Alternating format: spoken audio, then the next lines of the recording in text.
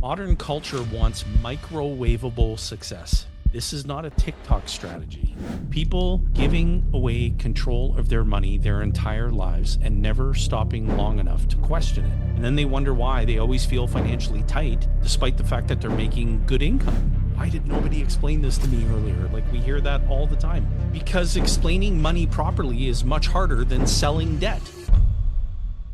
Why isn't everyone doing this? Knowledge, aptitude, decision fatigue, and I would say 60 years of boiled frog theory in the typical financial system. So let me quantify what that means. So boiled frog theory is you put a frog in lukewarm water and he's fine, he's comfortable, and you just slowly turn the heat up, and supposedly you can boil a frog that way. And I don't believe that that's actually true, but over time, you become acclimatized to certain things. Well, over time, for the last 50 years in North America and US and Canada, the entire financial machine and world has been built around go see an advisor and give them your money to be invested. Mm. And that's the whole marketing machine and the banks. And you have until this day to come and get your contribution for a tax deduction. Like all of this stuff around the whole world has people accustomed to that world, like kind of like a boiled frog. And so frustration, maybe a little bit of anger, maybe a little bit of disappointment with how that's turned out for the last 50 some odd years. Take a 2008 financial crisis, throw in some pretty chaotic elements around COVID and all these kind of things. And people maybe start to lose a little trust in the system. They start looking for what has been consistent all the time. And they're like, oh, geez, you're right. There's this thing called whole life insurance here. But everyone thought that was kind of crappy, but apparently it's just been kicking butt for the last 200 years. Maybe we should take another look at it. So I think we're seeing a pendulum swing effect there. So why isn't everyone doing it? That's part of it. Not everyone can qualify for insurance. Not everyone is willing to read a book like this one called Becoming Your Own Banker because that's work. And so they're lazy and they don't want to take the work. Not everyone wants to have the opportunity to control money. In fact, they would rather blame someone else for their failures by not taking responsibility. So there's an abdication of responsibility aspect. So I think these are, I could keep going on, but those are several of the reasons I think why not everyone is doing this. Okay. Yeah, I would say, my perspective, like I think this is probably the most important question of this entire episode, because when someone asks inevitably, why isn't everyone doing this? Those who understand it are doing it. And traditional financial education, I can even speak for myself personally. I began a dividend reinvestment program when I was 19 years young. I'm turning 52 this year. And traditional financial education, what did it teach me? It taught me to save money. That's smart. Taught me to transfer interest away permanently, something I didn't know. It taught me to, when I needed access to money, rather than deplete my savings, go to a bank, borrow the capital, develop credit history, and become a qualified borrower and access capital from the books of someone else's bank. And you're taught to do that and repeat it. And I didn't begin implementing the infinite banking concept until 2008. I knew nothing about the process. I knew nothing about dividend paying whole life insurance contracts. But when I attended that very first educational event, I left the event thinking I need to, and I didn't realize it at the time that I was a very high fact finder as measured by Colby Index. I need to interview every life insurance company that'll talk to me and trust but verify everything that I learned.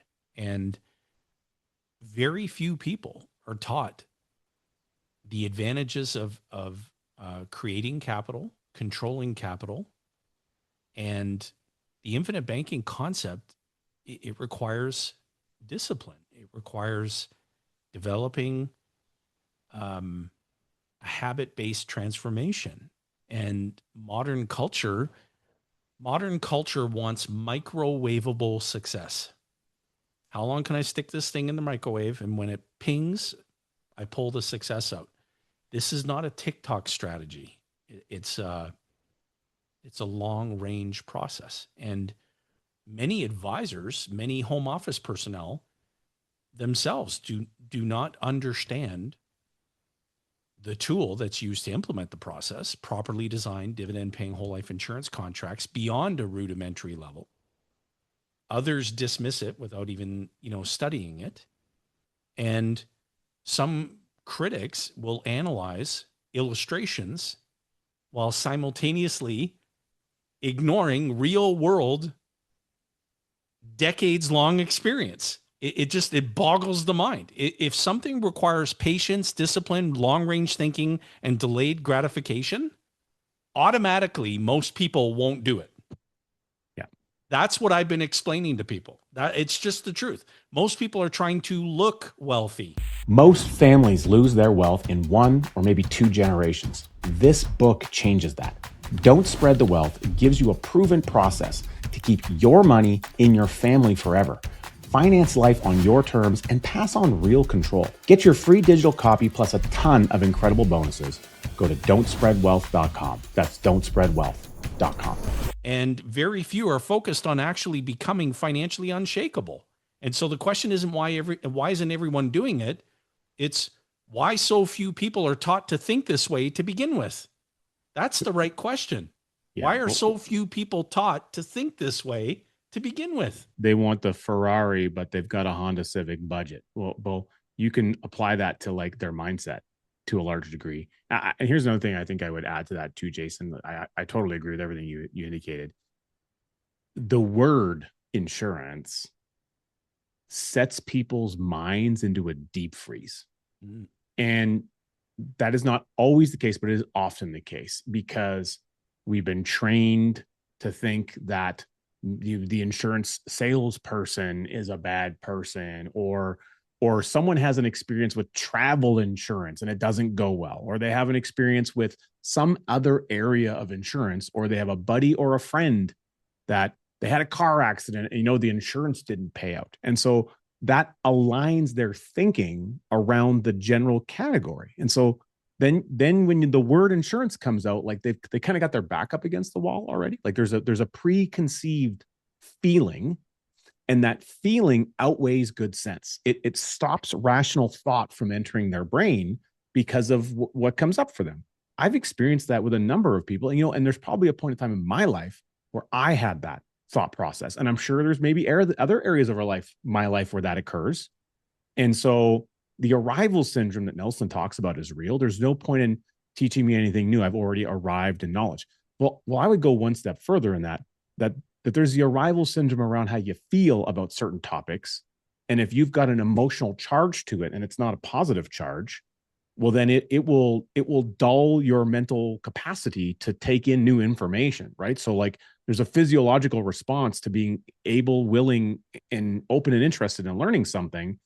And if some feeling tells you not to do that, I mean, you're just going to back away from it. So I think that has a role, because how often do we have questions of people, they're very guarded around just the idea of insurance or life. Well, it's just life insurance, but they say it with almost like a degree of contemptiveness. It's really strange. And now that I've been doing this for so long, I just don't understand, because I literally believe this is one of the most valuable and most important jobs and careers on the planet based on what we do. I mean, we make real drastic and dramatic change in people's lives in a way that I didn't even truly understand and realize was possible. I only got licensed in this industry to do this. And then now, having done it for so long, I mean, what we're doing for people is so much bigger than just this. Like, it's really, really valuable. Yeah, I would say we'll leave the viewers and listeners with this. So I think the older Richard and I get, the more I think we realize that financial frustration for the overwhelming majority of people that we are blessed to speak with, or that are all of our Ascendant Financial teammates, both sides of the border, are blessed to speak with. It comes from one thing. People giving away control of their money their entire lives and never stopping long enough to question it. They finance everything. They transfer interest away permanently. They keep money in places they can't access efficiently. And then they wonder why they always feel financially tight despite the fact that they're making good income. And this process is, like Nelson describes in his book, it's not a get rich quick anything. It's not some secret loophole discovered by a guy on YouTube wearing sunglasses indoors. You know, it's a disciplined financial behavior paired with a very efficient, reliable financial tool. That's it. And honestly, I think that once people understand the mechanics, the reaction is usually the same. Why did nobody explain this to me earlier? Like we hear that all the time. Well, probably because I explaining money wish I'd met you properly. 20 years ago. No, it's simple. Why did nobody explain this to me earlier? Because explaining money properly is much harder than selling debt. Debt sells itself. It just does. Go ahead, check out the next video down below. And if you want to make sure you get a copy of Don't Spread the Wealth so you can have family banking meetings that actually matter, go to don'tspreadwealth.com. Don'tspreadwealth.com.